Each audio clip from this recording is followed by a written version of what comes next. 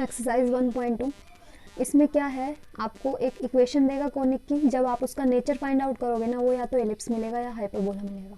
ठीक है, अब यहाँ कॉन्सेप्ट क्या है, क्या पूछेगा आपसे जो भी होगा, या एलिप्स होगा या हाइपरबोला आपका कोनिक, उनकी एक्सिस की लेंथ पूछेगा और उनकी इक्वेशन पूछेगा। जैसे एलिप्स में दो एक्सिस होती है, major axis minor axis, hyperbola में ट्रांसवर्स एक्सिस कॉन्जुगेट एक्सिस।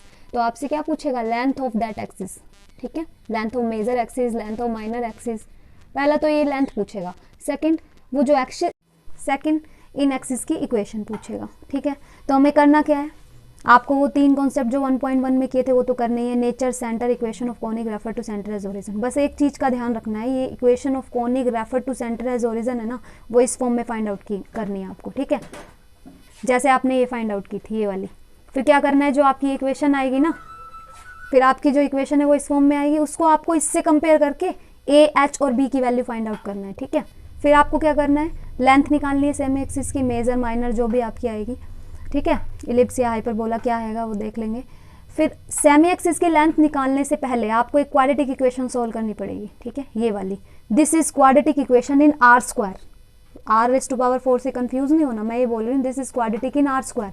जैसे ये इक्वेशन होती थी क्वाड्रेटिक इन x, क्योंकि x की हाईएस्ट पावर 2 होती थी ना, तो यहाँ पर ऐसे आर स्क्वायर की हाईएस्ट पावर क्या है, यहाँ आर स्क्वायर की पावर 2 है, यहाँ 1 है, तो this is quadratic in are square. तो ये क्वाड्रेटिक x में होती थी तो x की 2 वैल्यू मिलती थी यहाँ से, ये क्वाड्रेटिक आर स्क्वायर में है तो यहाँ से आपको आर स्क्वायर की 2 वैल्यू मिलेगी। ठीक है, अब दो ही चीज़ें होगी, दो ही पॉसिबिलिटी होगी, या तो दोनों जो आर स्क्वायर की वैल्यू आई है, या तो दोनों पॉजिटिव आएगी, या एक पॉजिटिव एक नेगेटिव। मान लो दोनों वैल्यू पॉजिटिव आती है तो हमारा कॉनिक क्या होगा, इलिप्स। यहाँ से भी नेचर का पता लगता है। ठीक है, दोनों पॉजिटिव आ रही है तो इलिप्स। अब एक को r1² मानना है, दूसरे को r2² मानना है। जो बड़ी वैल्यू है उसको आपको r1² मानना है, छोटी को r2²। And according to that length of major axis will be 2r1, length of minor axis 2r2। तो ठीक है, तो मेजर एक्सिस, क्योंकि मेजर बड़ी एक्सिस होती है ना, तो इसमें बड़े वाला यूज़ करना है, r1², बड़े वाले को मानना है, बड़े वाला यहाँ यूज़ करना है।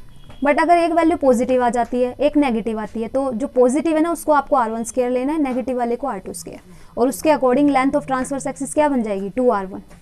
r1 कौन सा, पॉजिटिव वाला यूज़ करना है, ट्रांसवर्स एक्सिस की लेंथ फाइंड आउट करने के लिए पॉजिटिव वाला यूज़ करना है। ठीक है, लेंथ ऑफ कॉन्जुगेट एक्सिस क्या हो जाएगा, ये आपका फॉर्मूला है, लर्न करना है। मैं एक बार इस फॉर्मूले को लर्न करने की एक ट्रिक बता देती हूँ। जो नेगेटिव वैल्यू आएगी उसको यूज़ करना है कॉन्जुगेट एक्सिस की लेंथ निकालने में। ये फॉर्मूला याद करने की एक ट्रिक, कोई मैथमेटिकल लॉजिक नहीं है, बस याद करने के लिए। देखो आपकी ये वैल्यू क्या है, नेगेटिव।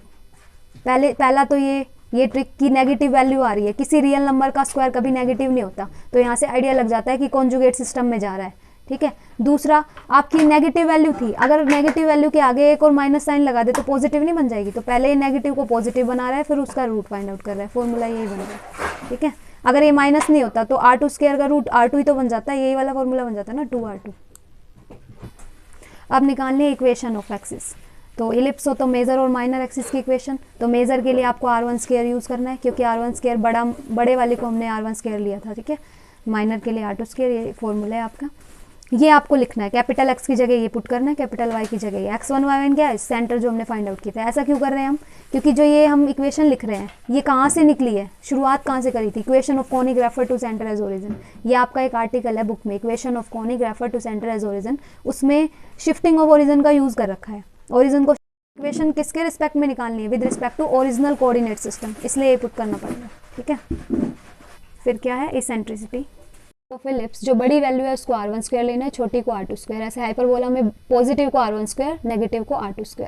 अब आपको पता है अगर ये कोई लाइन होती है, लाइन की इक्वेशन है ना ये, तो इसका स्लोप कैसे निकलता है, tan theta is equal to this, ये फॉर्मूला होता है, पता है आप लोगों को सबको। अब मान लो ये लाइन है ना, ये मेजर एक्सिस की इक्वेशन है in case of ellipse, and ये ट्रांसवर्स एक्सिस की बन जाएगी, ट्रांसवर्स एक्सिस की इक्वेशन बन जाएगी इन केस ऑफ हाइपरबोला। ठीक है, तो अगर मान लो आपकी मेजर एक्सिस है ये लाइन थीटा एंगल बना रही है एक्स एक्सिस के साथ, तो tan theta is given by this, ये आप लोगों को पता है। ठीक है, अब ये वाला फॉर्मूला है आगे, ये आपको याद करना है, दोनों ही केस में इलिप्स हो या हाइपरबोला।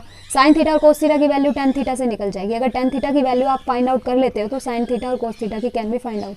कैसे, 10th class 8th chapter trigonometry वाला, वहाँ पर आपको ऐसे ही फाइंड आउट करते थे, ये यूज़ करके। हिंदी मीडियम वाले लाल बटा कक्का, इंग्लिश मीडियम वाले पंडित बद्री प्रसाद हरर बोले। ठीक है, एल का मतलब लंब, ए का मतलब आधार, ऐसा कुछ था। और ये जो है P मतलब परपेंडिकुलर, B मतलब बेस, ये तो इसका यूज़ करके साइन थीटा और कोस थीटा निकाल। पहले वाला क्या होता है साइन थीटा, दूसरे वाला B/H क्या होता है कोस थीटा, थर्ड वाला टेन थीटा। ऐसे equation of directrix with respect to original coordinate system. तो इसलिए ये तो इक्वेशन है दोनों ही केस में, और x की जगह ये रखना है, y की जगह ये, क्योंकि हमें ओरिजिनल कोऑर्डिनेट सिस्टम के रिस्पेक्ट में फाइंड आउट करना है। लेटेस्ट रेक्टम का फॉर्मूला ये होता है। अब इनको यूज़ करने वाला एक क्वेश्चन कर दूंगी मैं नेक्स्ट वीडियो में, तो आपको और अच्छे से क्लियर हो जाएगा। Thank you.